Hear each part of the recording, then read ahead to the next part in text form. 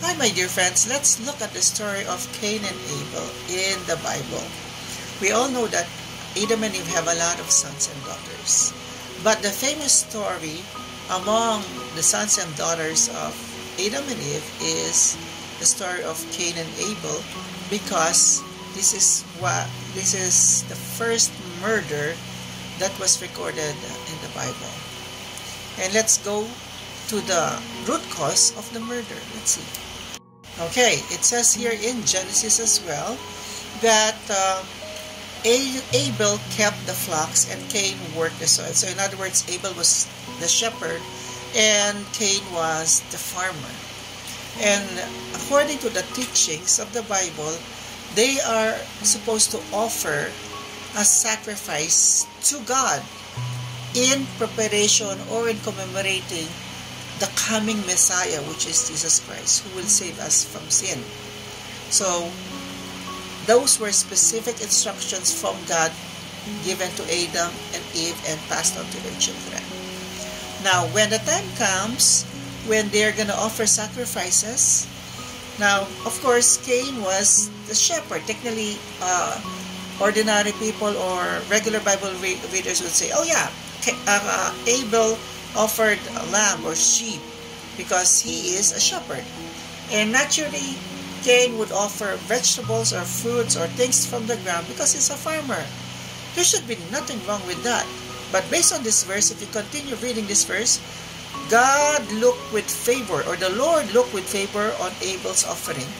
But on Cain's and his offering, he did not look with favor.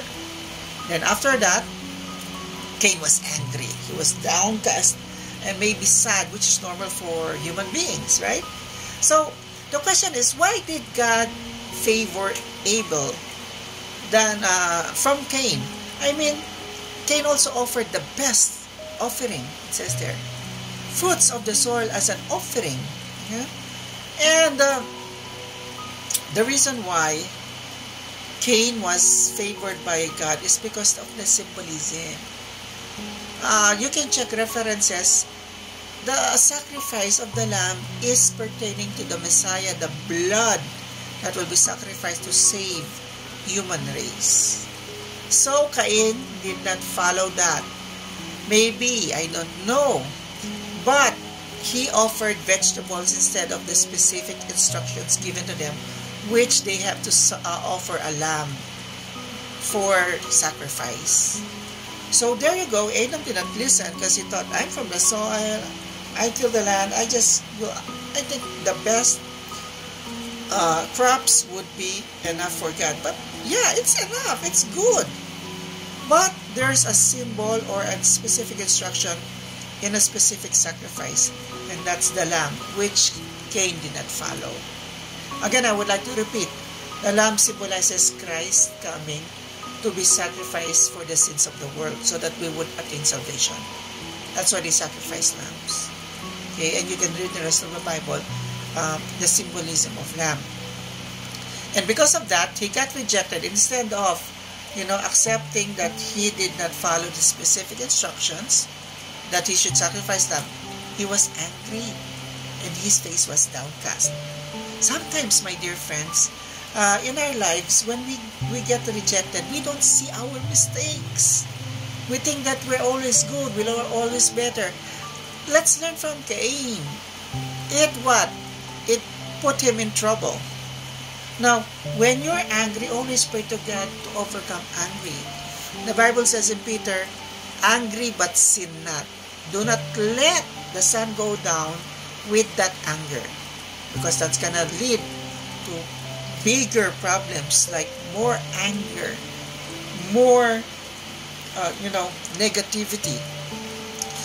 An example, regular example between us, the humans nowadays, in our time, when somebody committed a mistake and you really hate that person, no matter what good things that person will do, you'll always hate that person, because anger built up already, and there's always this biased feeling that we will always reject that person regardless of what kindness he will do. So that happened to Cain. He let anger build up. Here, I'll prove it to you. Let's go to the next verse. Here's what I'm talking about. Then the Lord said to Cain, "Why are you angry? Why is your face downcast?" Okay, Genesis chapter 4, read the whole chapter. If you do not do what is right, if you do what is right, you will not be accepted? There you go. God said, if you did what is right, He's referring to the sacrifice. Okay, so there was this instruction that the lamb is the sacrifice, nothing else. So it says, if you do what is right, will not be accepted. But if you do not do what is right, sin is crouching at your door. It desires to have you, but you must rule over it.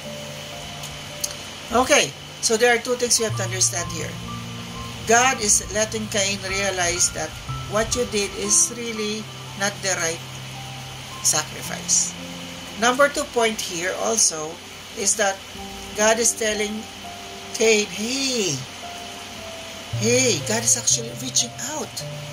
So God did not just let Cain kill Abel just to go through the course of time, just go through whatever man decides. No.